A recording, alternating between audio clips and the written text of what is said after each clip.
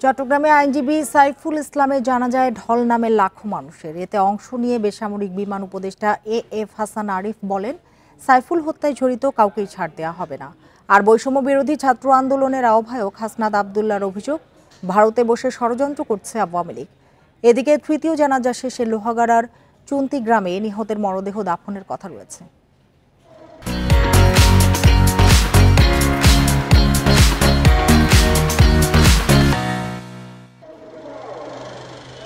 শেষবারের মতো নিজের কর্মস্থলে এলেন তরুণ আইনজীবী সাইফুল ইসলাম আলিফ। তবে নিথর আর কফিনবন্দি হয়ে সিক্ত হলেন সহকর্মীদের অশ্রু আর ভালোবাসায়।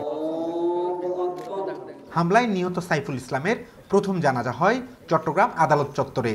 এ সময় তার হত্যাকারীদের চিহ্নিত করে দৃষ্টান্তমূলক শাস্তির দাবি জানান সহকর্মীরা। যারা হত্যাকারী, বিশেষ করে হত্যার সাথে যারা জড়িত এবং এখানে যারা বিশৃঙ্খলা করেছেন, ভাঙচুর করেছেন, মসজিদের কাজ ভাঙছেন, আমরা তাদের সবার গ্রেপ্তার দাবি করছি। ও আইনজীবীর মধ্যে এমন ভালো ছিল তো ওর মতো আইনজীবী আর নেই। ও সবার ভালো চাইছে, কারো থেকে টাকাও নেয় নাই। আদালত চত্বর থেকে দ্বিতীয় জানাজার জন্য মরদেহ নেওয়া হয় জমিয়তুল ফালাহ প্রাঙ্গণে।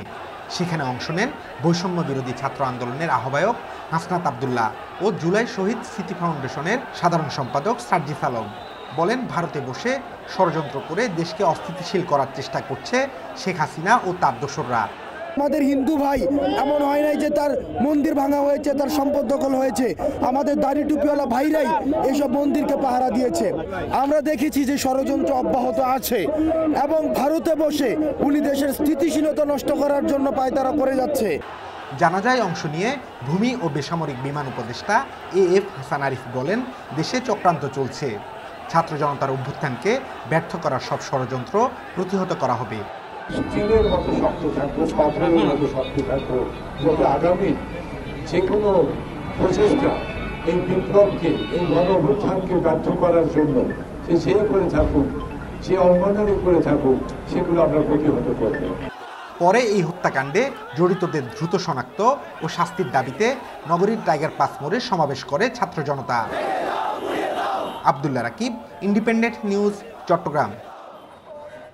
আইনজীবী সাইফুল ইসলামের জানাজা ও দাফনের বিষয়ে জানাতে যোগ দিয়েছেন সহকর্মী আলমগীর সবুজ। সাইফুলের জানাজা ও দাফনের বিষয়ে আপনার কাছে সর্বশেষ কি খবর রয়েছে?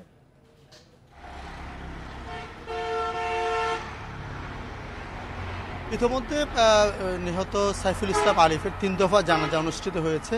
সর্বশেষ যে জানাজা তার গ্রামের বাড়ি চুনতির প্রান্তিশা এলাকা যেটাকে বলা হচ্ছে, সেখানে একটু পরে শুরু হবে এবং ইতিমধ্যে একটু আগে তার কফিন এখানে নিয়ে আসা হয়েছে। আমি এই মুহূর্তে আছি লোহাগাড়ার আমিরাবাদ এলাকায়।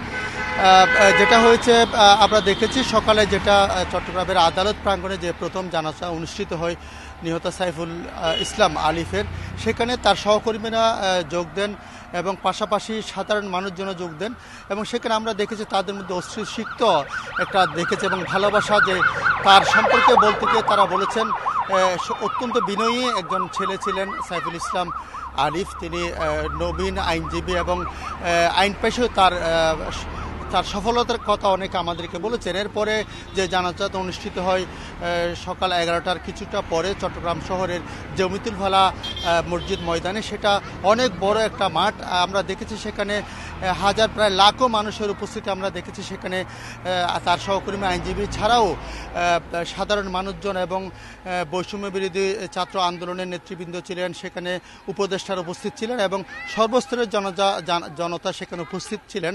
আমরা দেখেছি আসলে সেখানে মানুষের মধ্যে ক্ষোভ দেখেছে এই ঘটনায়, তারা ক্ষোভ প্রকাশ করেছেন। তারা বলেছেন, অনেকে আমাদেরকে অভিযোগ করেছেন দেশকে কেউ একটা চক্র অস্থিতিশীল করতে চায় এই হত্যাকাণ্ডের মধ্য দিয়ে। তারা বলেছেন অনেকে বলেছেন সবাইকে ধৈর্য ধারণ করার কথা বলেছেন। এবং পরে যে তৃতীয় জানাজা অনুষ্ঠিত হয়েছে লোহাগাড়ার শাহপীর এলাকার মাঠে, সেটা লোহাগাড়া সদরে উপস্থিত, তার কফিন নিয়ে যাওয়ার সবাই এখানে জানাজা অনুষ্ঠিত হয়েছে। এখন থেকে প্রায় 15-20-25 মিনিট আগে সেই জানাজাটা অনুষ্ঠিত হয়েছে। এখানেও আমরা দেখেছি অনেক মানুষের স্থানীয় অনেক জনতার উপস্থিতি দেখেছি এবং সেখানে জানাজা মানুষ ক্ষোভ প্রকাশ করেছেন এবং সাইফুলের বিষয়ে অনেক কথাবার্তা বলেছেন। সর্বশেষ এখান থেকে তার কফিন নিয়ে যাওয়া হয়েছে তার গ্রামের বাড়ি, যে প্রান্তিশা যে এলাকা, সেখানে একটু পরে আসরের নামাজের পরে জানাজা অনুষ্ঠিত হবে এবং সব ধরনের আয়োজন, তাকে দাফন করার সব ধরনের আয়োজন এখানে সম্পন্ন হয়েছে। তার পারিবারিক কবরস্থানে তাকে দাফন করা হবে। ইতিমধ্যে তার আত্মীয় স্বজন এবং পাড়াপড়শি সবাই এখানে উপস্থিত হয়েছে। সাইফুলের জানাজা ও দাফনের বিষয়ে জানাচ্ছিলেন সহকর্মী আলমগীর সবুজ।